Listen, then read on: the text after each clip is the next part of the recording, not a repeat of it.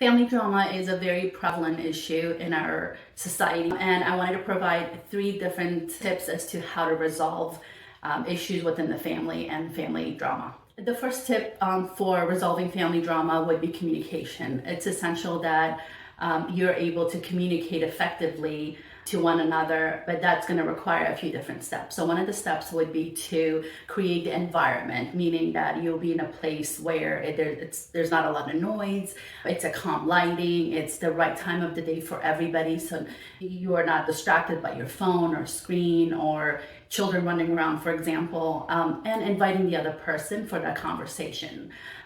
To say, I need a few minutes of your time, and setting an agenda for that conversation. It's important for everybody to be on the same page. And another skill of effective communication is using I statements. So when you are speaking to the other person, always start your statements or always start the conversation with I. That means it's coming from your perspective and it's not coming from a place of assumption. And when we start anything, any sentence or any statement with you, it automatically puts the other person on guard, so they'll be a little bit more alert and defensive, and sometimes when that happens, they stop processing what you're telling and they're waiting to come back and defend themselves.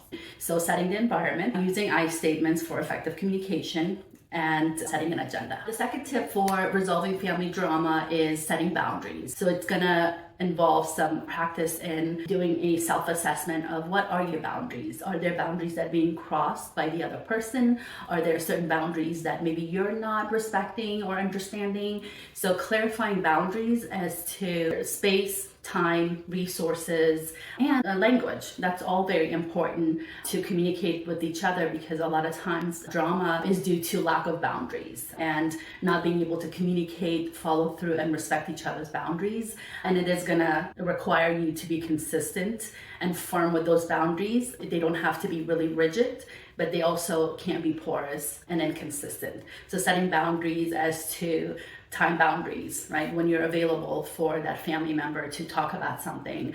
Do you have boundaries around dinner time? Do you have boundaries around how you communicate? Is it texting? Is it communicating through phone calls or in person? Boundaries around sleep time or bedtime, and just boundaries in general as far as like what language do we use, what the volume of our voice. So being able to assess your boundaries or lack thereof to help you have a better relationship within the bounds of your family and the family unit in your home. And it will require you to have the expectation that you may have to repeat and stay firm with those boundaries the first few times. It's not going to happen the first time you communicate because you're changing a way of life, a way you relate to one another. The third tip is allowing each other space. A lot of times when there is stress within the family and when there is conflict within the family, we want to get immediately an answer from the other person, or we keep talking about the issue that we're arguing about or having conflict with. So the best way to resolve or get to a place of understanding each other is to allow space, and within that space allow some time.